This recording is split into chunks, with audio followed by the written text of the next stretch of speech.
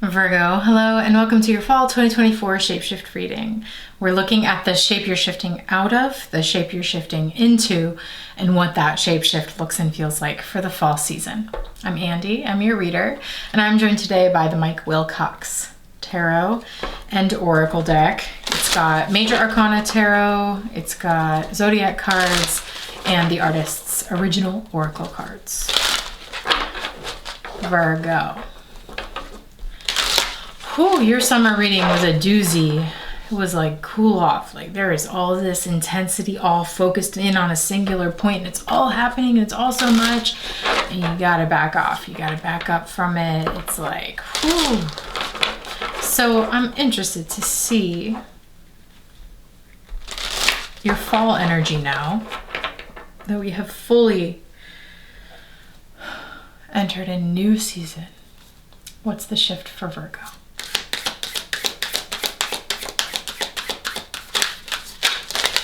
That's way too much.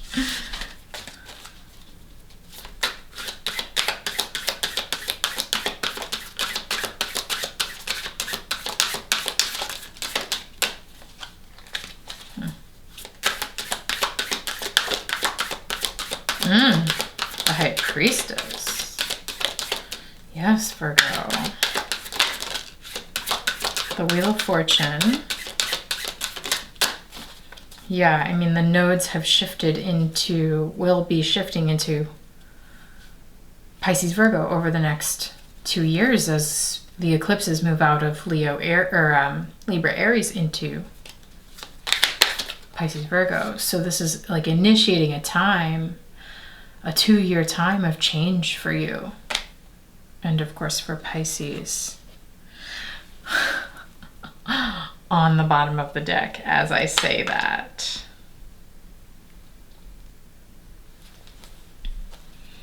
Cute. Okay. These changes are gonna be a bit mysterious.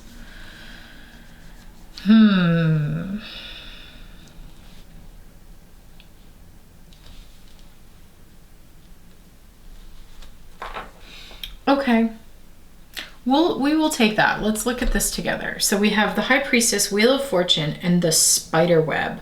And it's cool because I think you would get a lot out of the Scorpio reading for fall, actually, that's called Brick by Brick. You should take a look at that because it talked about like theoretical structures versus like brick and mortar tangible structures.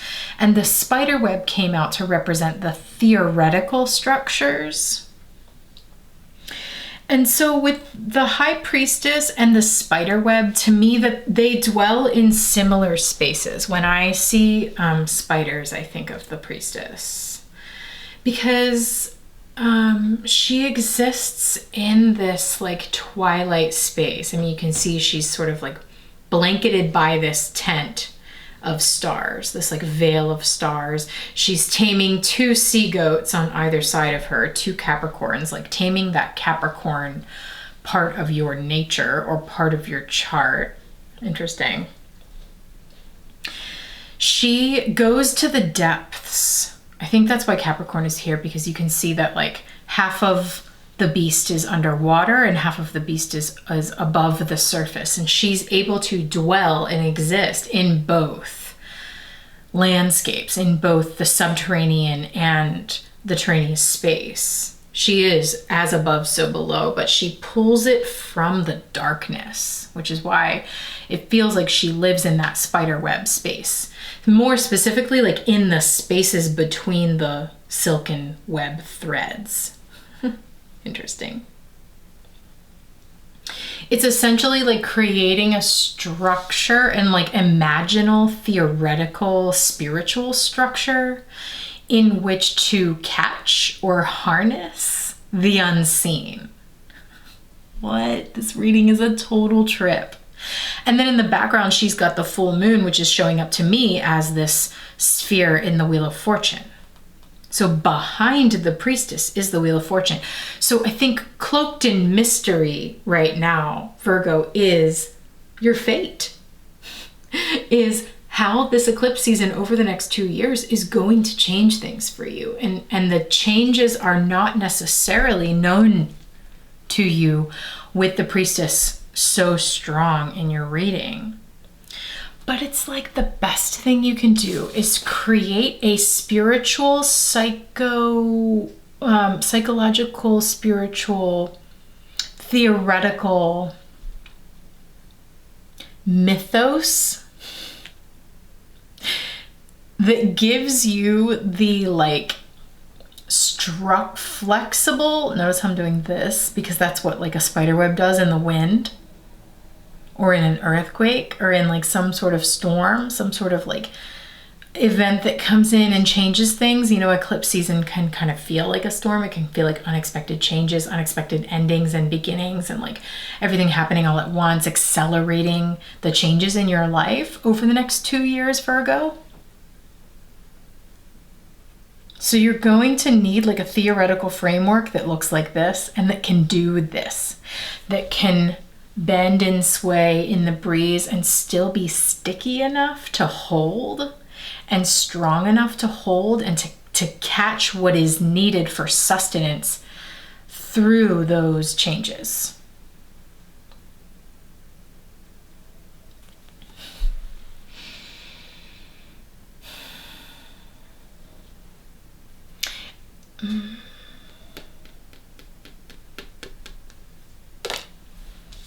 Because you're not going to be able to see what's coming necessarily, no matter how psychic you are. And I think very psychic based on what I'm seeing here. I think most Virgos are. But you're not going to necessarily be able to see all of the changes coming because you're not meant to. And so what you need to do is get very, like that theoretical framework that you hold as your worldview and your view on your life and your experiences needs to be able to hold mystery like nothing else. Needs to have space and room and structure to hold the unseen, to hold the unknowns, and to be able to exist between worlds in this way that the priestess can. Because that's how you're going to be able to weather the shifts, the nodes of the moon shifting into your sign and bringing fated changes. Now would be like, check it out. It's the zodiacal wheel. It's the zodiac.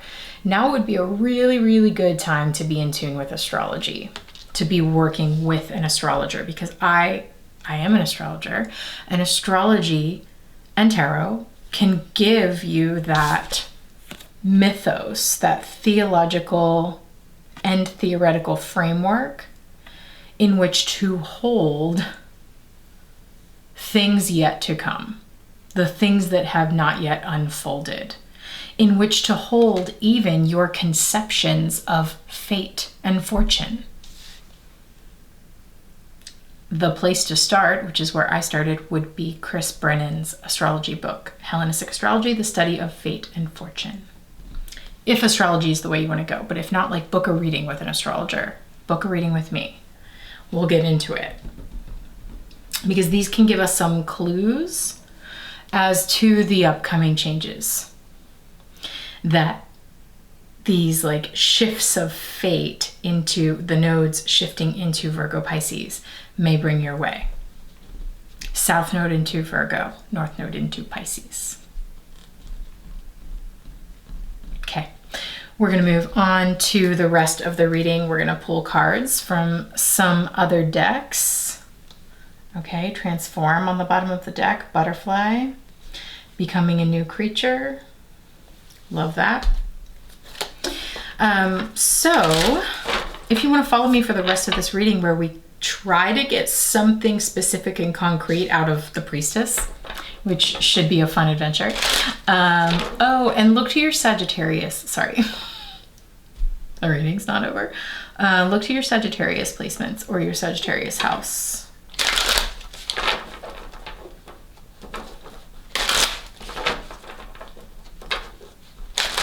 Okay.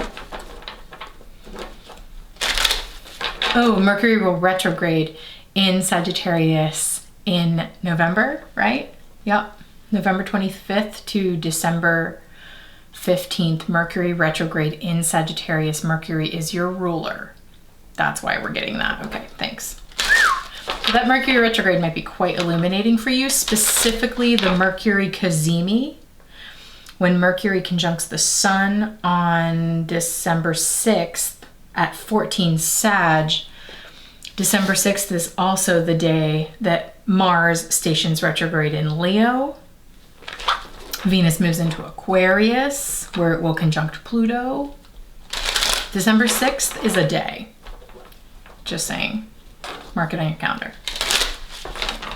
Some glimpse of clarity and illumination may happen for you around that time. Okay, let's get into it. Virgo, if you want to follow me for the rest of this reading, click the link in the description and that will take you to the shifting space. This is a space where we investigate these shift readings together using tarot and astrology throughout the course of the season. We track the transits as they unfold in real time. We meet and watch the readings together, and we pull cards for each other. So if this sounds like the kind of space that would be supportive in helping you create that theoretical, that mythological, mythos, whatever, spiritual framework, I'm here for that.